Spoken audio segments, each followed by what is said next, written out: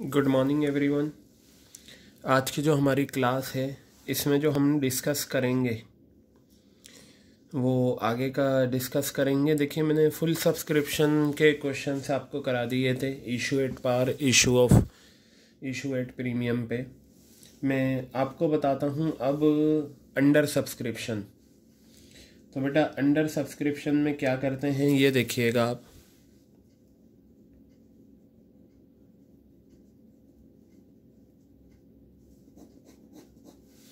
Under subscription, जैसे मान लीजिए कंपनी ये कहती है कि जी हम 20,000 शेयर्स ऑफ़र करेंगे, 20,000 shares offered.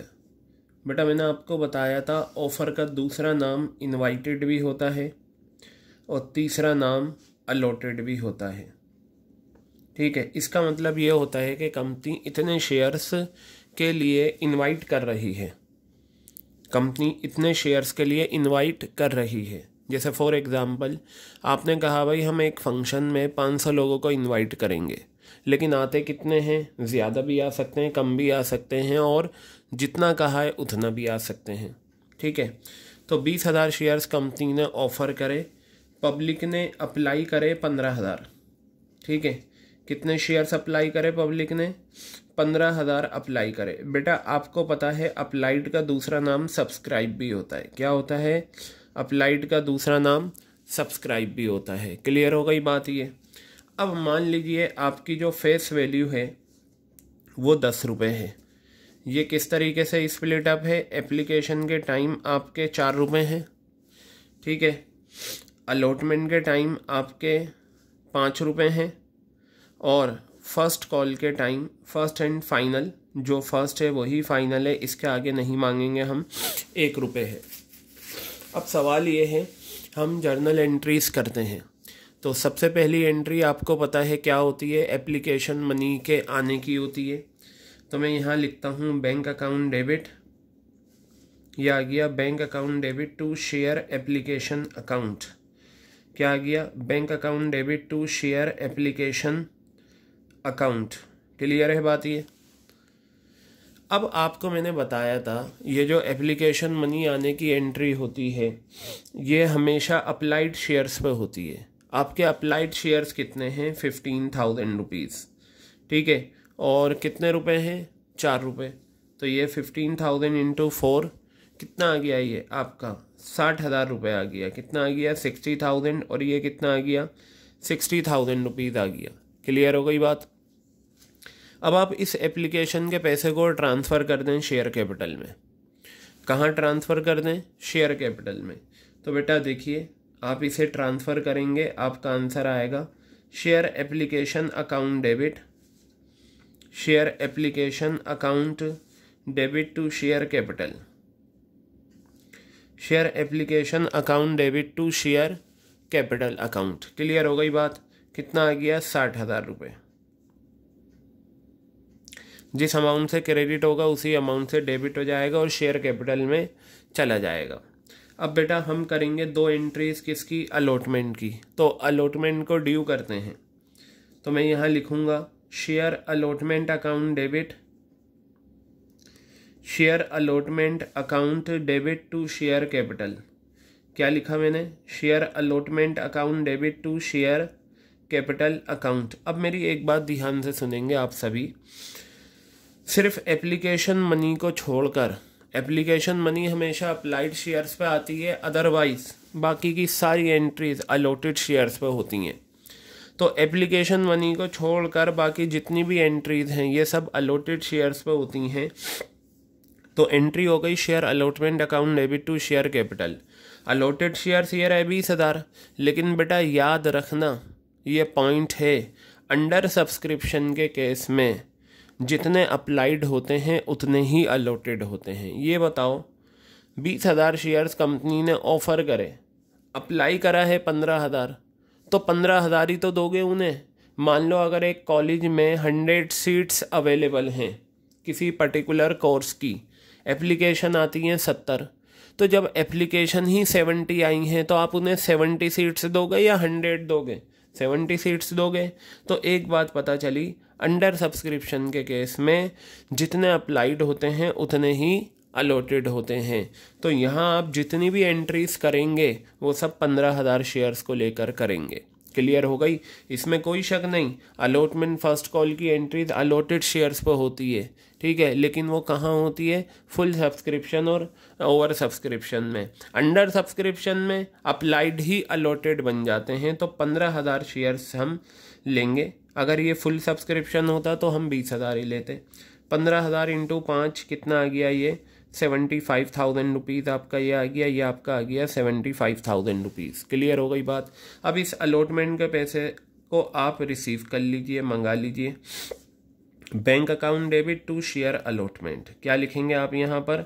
Bank account debit to share allotment account. Clear है बात? ये कितना आ गया? 75,000 रुपीज़ आ गया, और ये कितना आ गया? 75,000 रुपीज़ आ गया। तो ये दोनों एंट्रीज आपने कर ली। अब इसके बाद आप करेंगे फर्स्ट कॉल। तो बेटा यहाँ लिखेंगे share first and final call account debit, share first and final call account debit to share capital, share first and final call account debit to share capital account. Clear है?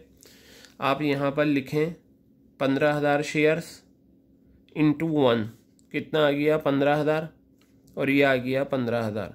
बस अब आप क्या करें? फर्स्ट कॉल के पैसे को transfer कर दें शेयर कैपिटल, वो रिसीव कर लें। ट्रांसफ़र तो पहले ही हो जाता है।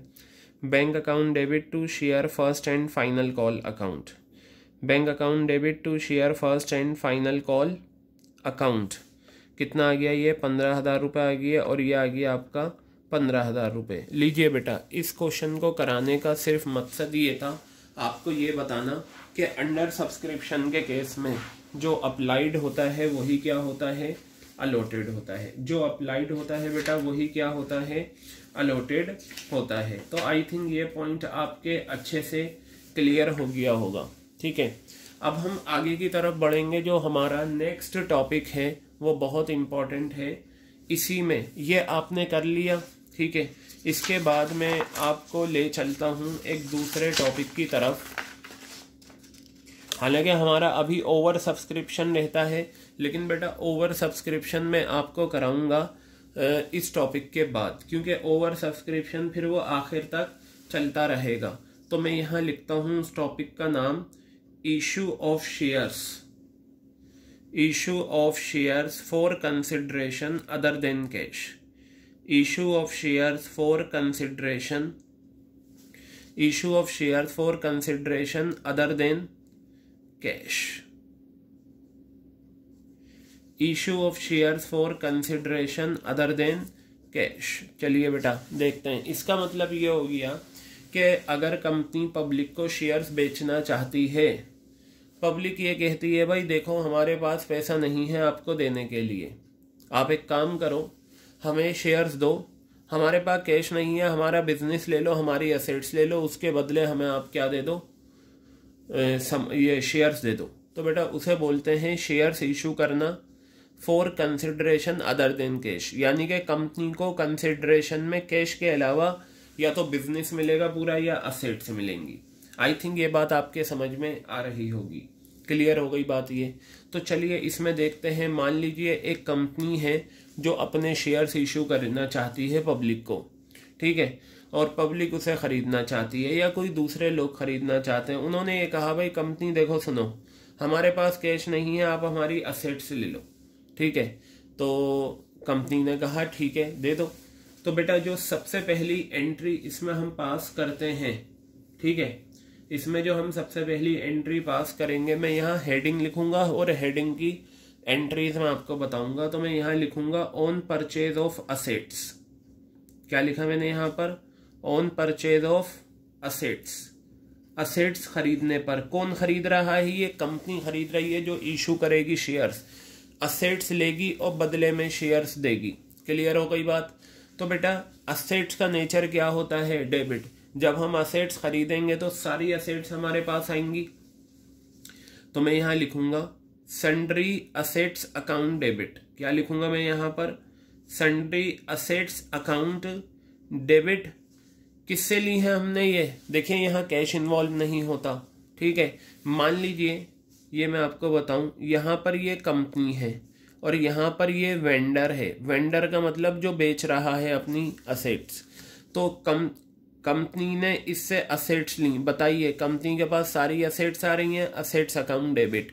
बताओ ये वेंडर इंसान है या नहीं, इस पर इंसानों का रूल लगेगा और इंसानों का रूल होता है पर्सनल। और बेटा पर्सनल का रूल कहता है क्रेडिट द गिवर, जो गिवर है उसे क्या कर दो, क्रेडिट कर दो। क्या कर दो, गिवर को क्रेडिट कर दो। तो बेटा यहाँ पर ये वेंडर क्या हो जाएगा, क्रेडिट हो जाएगा। एंट्री हो जाएगी sundry assets account debit to vendors account. Clear हो गई बात ये।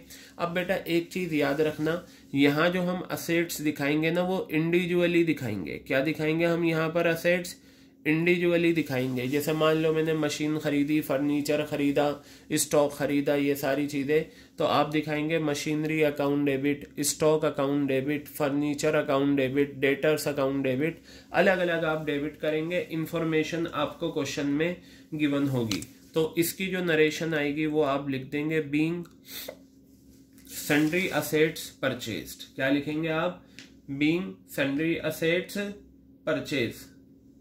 तो यहां लिख दीजिए बीइंग असेट्स परचेज।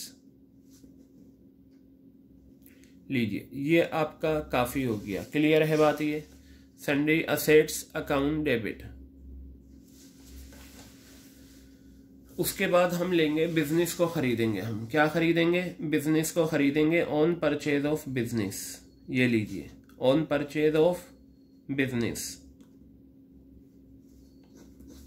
दोनों में फर्क क्या है, जब हम असेट्स खरीदते हैं तो हमारे पास सिर्फ असेट्स आती हैं। क्या आती हैं, हमारे पास सिर्फ असेट्स आती हैं। लेकिन बेटा याद रखना, जब हम बिजनेस खरीदते हैं तो हमारे पास असेट्स भी आती हैं, लाइबिलिटीज भी आती हैं। इसका मतलब ये है, मान लो ये कंपनी है और ये एक दूसरा वेंडर है, इसका भी अपना बिजनेस है। इस वेंडर ने ये कहा देखो जी कंपनी, मुझे तुम्हारी कंपनी के शेयर्स चाहिए, ठीक है, लेकिन मेरे पास पैसा नहीं है, मेरे पास कैश नहीं है। आप एक काम करो, मेरा ये बिजनेस है, ये पूरा का पूरा खरीद लो आप और उसके बदले मुझे शेयर्स दे दो। तो कंपनी क्या करेगी, शेयर देने से पहले बिजनेस को खरीदने की एंट्री करेगी। क्या करेगी कंपनी, बिजनेस को परचेज करने की एंट्री करेगी। तो देखिए एंट्री क्या होती है, ध्यान से देखिएगा, sundry assets account debit, sundry assets account debit ये आया। और यहां पर मैं लिखता हूं टू सन्ड्री, ये यहां पर देखिएगा मैंने यहां लिखा टू सन्ड्री लाइबिलिटीज। लाइबिलिटीज का नेचर क्रेडिट होता है, टू सन्ड्री लाइबिलिटीज। देखिए ध्यान से सुनिए, जब इस कंपनी पूरा बिजनेस खरीदेगी तो असेट्स भी इसकी, लाइबिलिटीज भी इस कंपनी की। असेट्स का नेचर डेबिट, इस वजह से sundry assets account debit. Liabilities भी इसकी, लाइबिलिटीज का नेचर क्रेडिट, इस वजह से सन्ड्री लाइबिलिटीज यहां पर क्रेडिट। और ये बिजनेस किससे खरीदा, वेंडर से खरीदा। किससे खरीदा बेटा, वेंडर से खरीदा, टू वेंडर्स अकाउंट। क्लियर हो गई बात। अब जरा एक चीज ध्यान से देखिएगा, क्या होता है जब आप बिजनेस खरीदते हो, जब आप बिजनेस खरीदते हो तो इस वाली एंट्रीज में डेबिट में भी डिफरेंस आता है, क्रेडिट में भी आता है। क्या आता है, डेबिट में भी डिफरेंस आ सकता है और क्रेडिट में भी डिफरेंस आ सकता है। क्लियर हो गई बात। अगर डेबिट में डिफरेंस आएगा तो मैं यहां देखिए स्टार बना देता हूं, इसे हम बोलते हैं गुडविल। क्या बोलते हैं इसे, हम गुडविल बोलते हैं, गुडविल अकाउंट डेबिट। और अगर यहां डिफरेंस आता है तो बेटा वो क्या होता है, कैपिटल रिजर्व होता है। क्या होती हैं ये चीजें मैं अभी बताऊंगा, कैपिटल रिजर्व। क्लियर हो गई बात। और हमेशा याद रखना, वेंडर जो क्रेडिट होता है ना वो होता है परचेज कंसिडरेशन के अमाउंट से। किससे होता है, विद परचेज कंसिडरेशन। पीसी बोलते हैं, ये पीसी वो नहीं है प्रियंका चोपड़ा, ये पीसी क्या है, purchase consideration. P for purchase, C for consideration. Clear हो गई बात। और हम ये लिख देंगे बीइंग बिजनेस परचेज्ड। क्या लिखेंगे हम, बीइंग बिजनेस परचेज। ये लो, क्लियर हो गई बात। ये बीइंग बिजनेस परचेज क्लियर है। अब देखिए परचेज कंसिडरेशन क्या अमाउंट होता है, ठीक है, परचेज कंसिडरेशन क्या अमाउंट होता है, ध्यान से देखें बेटा। परचेज कंसिडरेशन वो अमाउंट होता है जो परचेजिंग कंपनी पे करती है असेट्स को खरीदने के बदले या बिजनेस को खरीदने के बदले। मैं यहाँ पर इसकी डेफिनेशन आपको लिख दूं ताकि आपको याद रहे। परचेज कंसिडरेशन, ध्यान से देखिएगा, purchase consideration is the amount, वो अमाउंट होता है, purchase consideration is the amount paid by purchasing company, paid by purchasing company, paid by purchasing company. ध्यान से देखिएगा, purchase consideration is the amount paid by purchasing company in consideration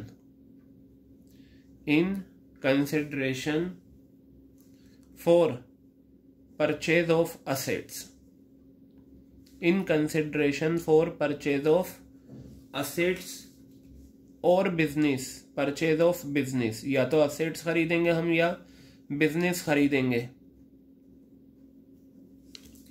purchase of business from other enterprise, from other enterprise. देखिए यहां देखेंगे आप सभी क्या meaning लिखा मैंने।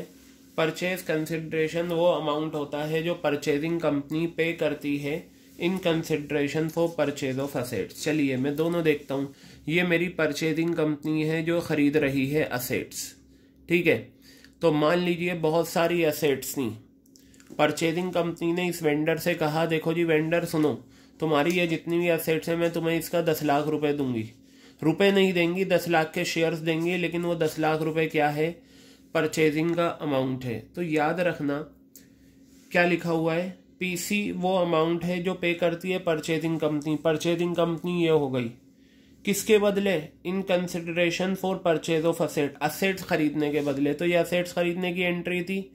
तो बेटा याद रखना ये जो वेंडर क्रेडिट होता है, चाहे असेट्स खरीदने की एंट्री करो या बिजनेस खरीदने की एंट्री करो, ये जो एंट्री होती है यहाँ जो वेंडर क्रेडिट होता है वो परचेज कंसिडरेशन के अमाउंट में गिवन से लिखा जाता है। परचेज कंसिडरेशन का अमाउंट आपको क्वेश्चन में गिवन होता है, अगर ना गिवन हो तो वो भी निकल जाता है। क्लियर है बात।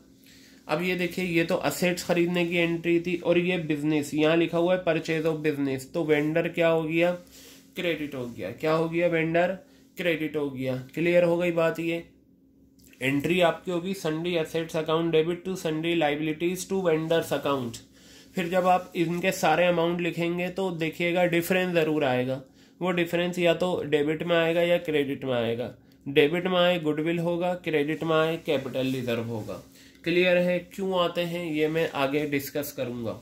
तो बेटा इन दोनों में से कोई एक एंट्री आपको करनी है, याद रखिएगा इन दोनों में से आपको कोई एक एंट्री करनी है। जैसा क्वेश्चन कहेगा, अगर क्वेश्चन में बिजनेस खरीदा गया है तो बिजनेस के खरीदने की एंट्री होगी, और अगर असेट्स खरीदी गई हैं तो असेट्स को खरीदने की एंट्री होगी। क्लियर हो गई बात ये।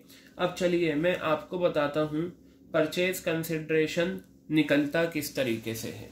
ठीक है, ये मैं आपको बता दूं परचेज कंसिडरेशन। चलिए परचेज कंसिडरेशन के लिए मैं यहाँ पर लिख दूंगा वो इन्फॉर्मेशन। पहले मैं आपको जर्नल एंट्रीज बता देता हूँ इसकी। क्या बता देता हूँ, जर्नल एंट्रीज। तो बेटा अब आप देखिएगा ये दो एंट्रीज हो गई। अब टाइम आ गया है इन लोगों को शेयर्स देने की बारी।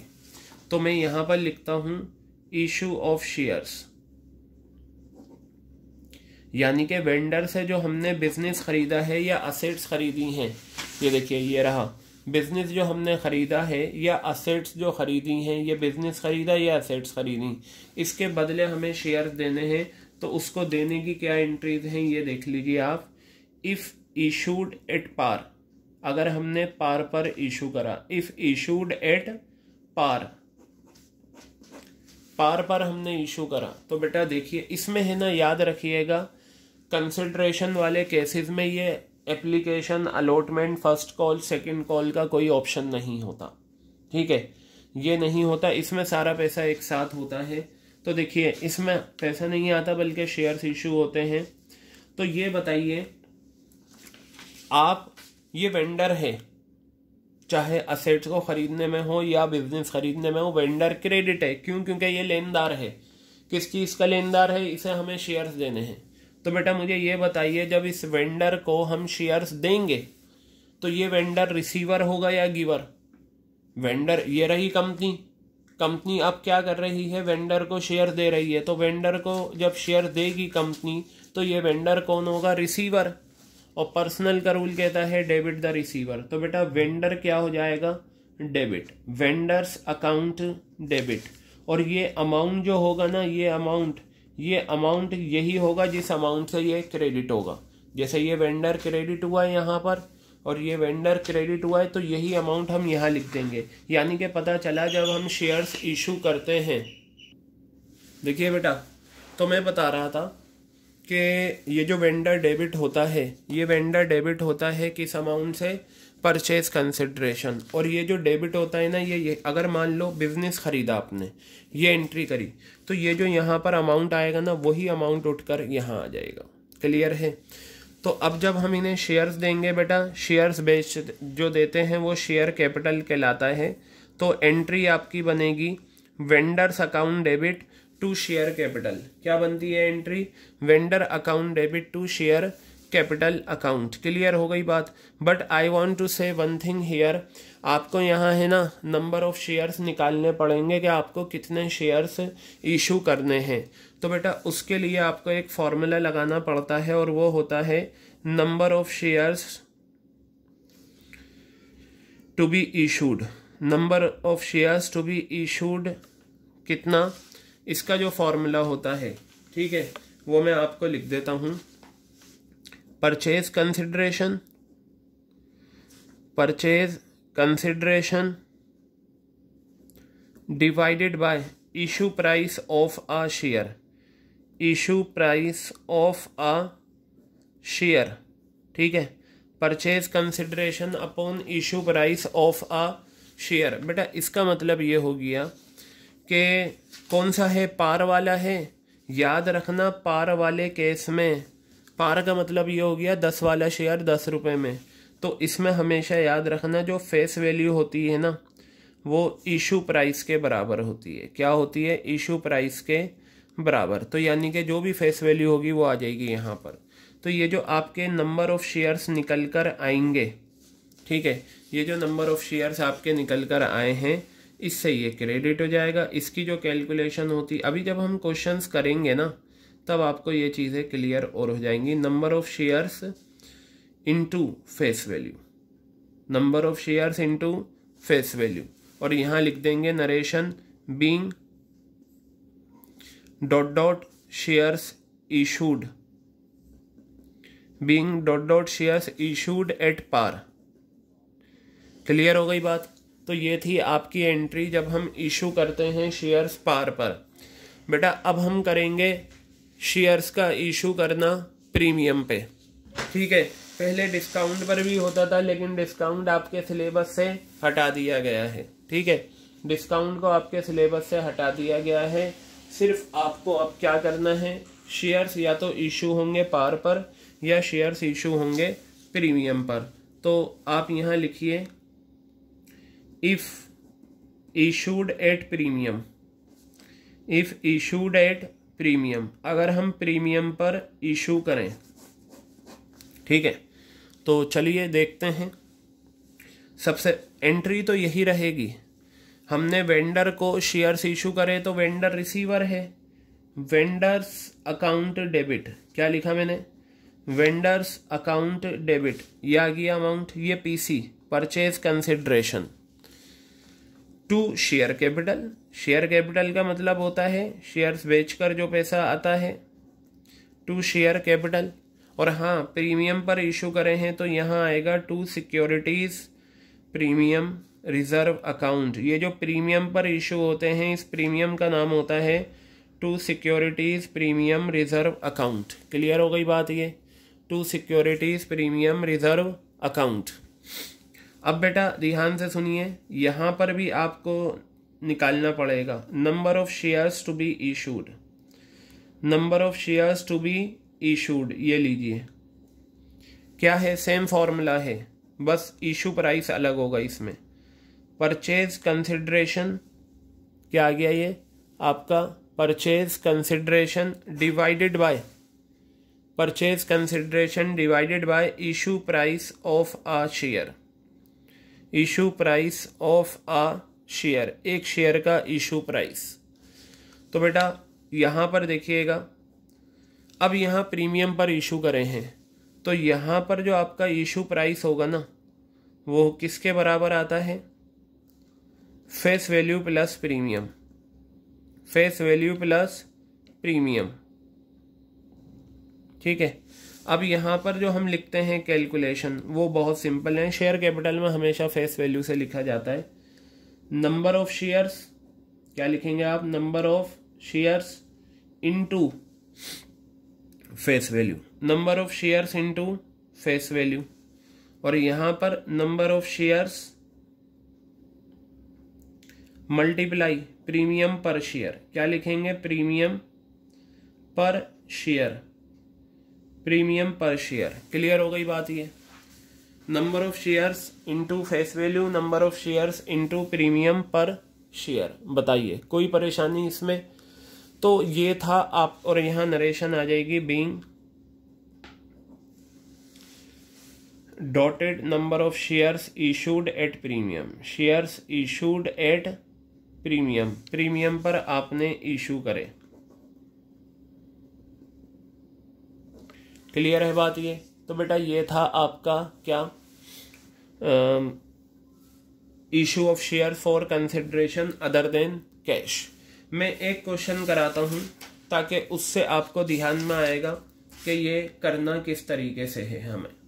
चलिए आते हैं हम एक अपने क्वेश्चन पे, जो सिंपल सा क्वेश्चन हम ले लेते हैं ताकि हमें पता चल जाए कि ये क्वेश्चंस होते किस तरीके से हैं और हमें करना क्या है। बहुत आसान है, ज़्यादा मुश्किल क्वेश्चंस नहीं है, लेकिन ये है कि आपको पता तो होना ही चाहिए कि क्या करना होता है इसमें। आपकी ही बुक में मैं क्वेश्चंस देखता हूँ।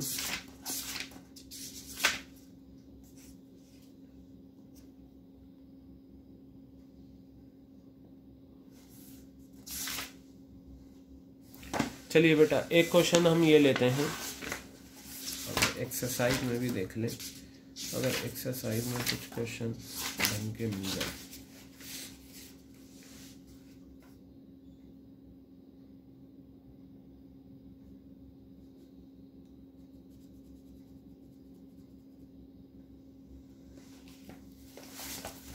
देखिए बेटा ये हमारे पास क्वेश्चन है आपकी बुक में।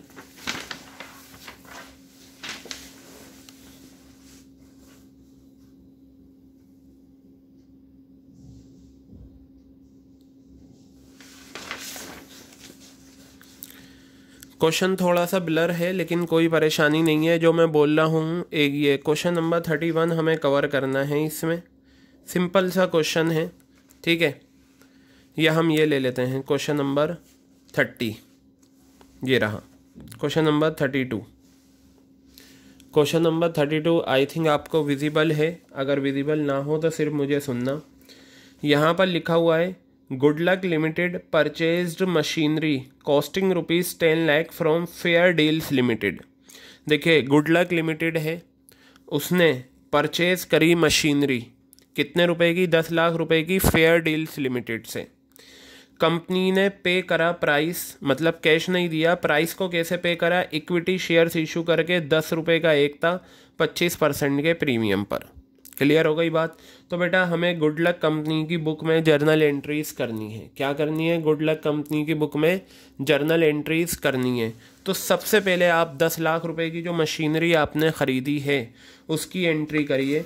तो मैं यहाँ पर लिखूँगा मशीनरी, जब हम मशीन असेट्स परचेज कर लेंगे तो असेट्स अब हमारी हो जाएंगी मशीनरी अकाउंट डेबिट। क्या हो गया बेटा? ये machinery account debit to vendor का नाम इसमें फेयर डील्स लिमिटेड है। अगर वेंडर नहीं होता तो, अगर इसमें फेयर डील्स लिमिटेड नहीं होता तो आप वेंडर लिखते, और अगर नाम गिवन है वेंडर का तो फिर आप नाम लिखोगे। तो बेटा ये हो जाएगा आपका machinery account debit to fair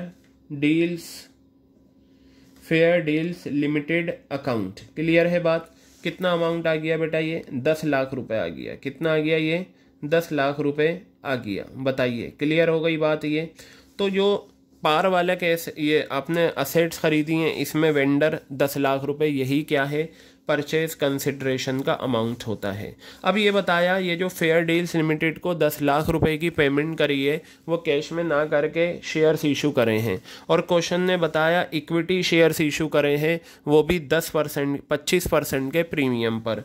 तो एक काम करते हैं बेटा, इसमें हम सबसे पहले एंट्री बना लेते हैं। एंट्री बनाने के बाद हम क्या करेंगे? आगे के काम करेंगे। तो फेयर डील्स लिमिटेड एंट्री क्या बनेगी?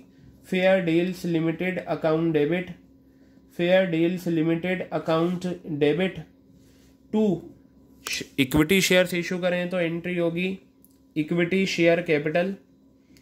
क्या एंट्री होगी? Equity share capital account to securities premium reserve account.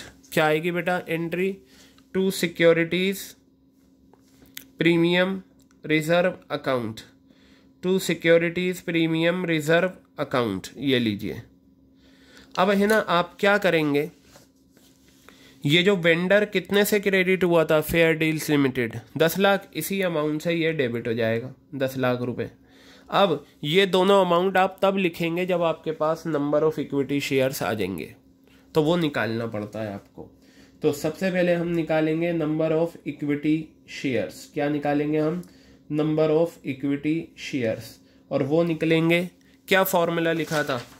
लिखा था ना, जब प्रीमियम पर हम इशू करते हैं तो फॉर्मूला है purchase consideration upon issue price. और इशू प्राइस क्या होता है इस केस में? Face value plus premium. तो परचेज कंसिडरेशन वो अमाउंट होता है जिससे ये वेंडर डेबिट होता है। क्लियर हो गई बात? तो हमेशा याद रखना, जिस अमाउंट से ये वेंडर डेबिट होगा वही पीसी है। 10 लाख रुपए ये आ गए, divided by issue price. Issue price इसमें प्रीमियम वाला केस है, तो फेस वैल्यू आपकी कितनी है? 10 रुपये। 25% प्रीमियम है, तो आप 25% निकाल लो फेस वैल्यू का। अगर मैं 25% निकालता हूँ फेस वैल्यू का, तो बेटा ये 2.5 आ गया। तो यानी कि 2 रुपये 50 पैसे। प्रीमियम पर जब इशू करते हैं तो ऑब्वियस सी बात है ज़्यादा पर इशू करेंगे, तो 12 रुपये 50 पैसे ये आ गया। 10 लाख रुपए आपका ये है, और ये आपका 12 रुपये 50 पैसे। आप ये पॉइंट हटाएं, ऊपर 10 कर दें। क्या करें? पॉइंट हटाकर ऊपर 10 कर दिया। अब आप इसे रिड्यूस करें, तो 5 to the 10, 5 to the 10, 5 5 the this, और ये आपका 40,000 आ गया। कितना आ गया? 40,000। तो ये आपका 80,000 रुपीज़ आ गया है। यानी कि नंबर ऑफ इक्विटी शेयर्स आपके कितना आ गए? 80,000। अब लिखने का तरीका, मतलब ये दोनों फिगर तब तक नहीं लिखी जा सकती जब तक आपके पास नंबर ऑफ शेयर्स ना हो। तो कितने हैं आपके पास नंबर ऑफ शेयर्स? 80,000। और बेटा ये हमेशा फेस वैल्यू से आएगा। फेस वैल्यू कितनी है आपकी? अगर आप देखें फेस वैल्यू इस क्वेश्चन में 10 रुपये है, और इसी तरीके से 80,000 शेयर्स हैं, और एक शेयर पे प्रीमियम कितना है? 2.5 रुपये। तो ये आपका हो गया 8 लाख, ठीक है। और ये कितना हो गया आपका? 2 लाख रुपए। तो बेटा ये इस तरीके से आपकी एंट्री बनेगी। और नरेशन क्या आएगी? नरेशन बहुत सिंपल है, आप लिखेंगे नरेशन में being 80,000 shares issued, being 80,000 shares issued at premium. बस आप इतना लिखिए, being 80,000 shares issued at premium. इस तरीके से ये आपकी एंट्री हो गई। सबसे पहले हमने असेट्स को ख़रीदा, असेट्स ख़रीदने के बाद हमने वेंडर को शेयर्स इशू करे प्रीमियम पर। आप सबसे पहले एंट्री लिख लिया करें। एंट्री लिखने के बाद ये जो वेंडर है, वेंडर यहाँ क्रेडिट हुआ है, यहाँ डेबिट कर दें। और फिर you will write this figure after getting number of equity shares.